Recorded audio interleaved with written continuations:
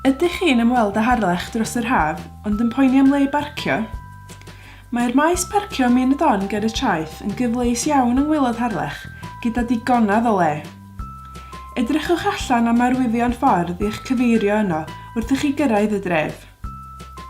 Cofiwch arddangos eich ticad parcio ar ôl cyrraedd. Wyddwch chi bod 10% o elw'r maes parcio yn mynd yn ôl i'r gymuned? Da de! Er mwyn helpu i gadw lefelau traffig yn rhan uchaf o'r dref i lawr, mae bws Hopa Harlech ar gael eich cludo o'r maes parcio ger y traeth i fyny at y stryd fawr a'r castell.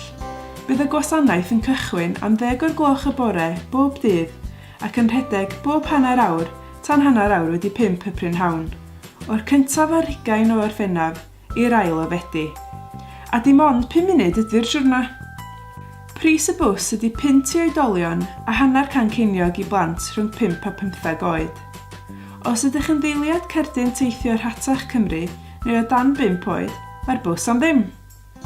I ddiolch i chi am ddefnyddio'r bws a helpu gadw lefelau traffig i lawr, mae nifer o fasnachwyr Harlech wedi dod ynghyd i gynnig gostyngiadau, boed hynny ar atyniadau, hufen iâ, neu anrhegion i ffrindiau a theulu.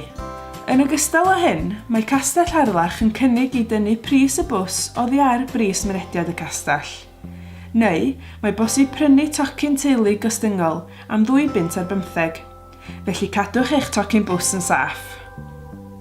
Er mwyn dysgu mwy am effaith y bws ar y gymuned, byddwn nhw'n ddiolchgar iawn petai chi'n cwblhau arolwg sydyn am eich ymweliad â Harlech. Fel diolch, bydd cyfle i ennill gwerth £100 o dylepau siopa.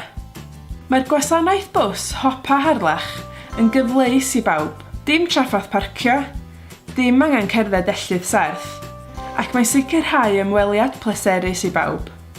Edrychwn ymlaen i'ch croesawu un tref arbennig.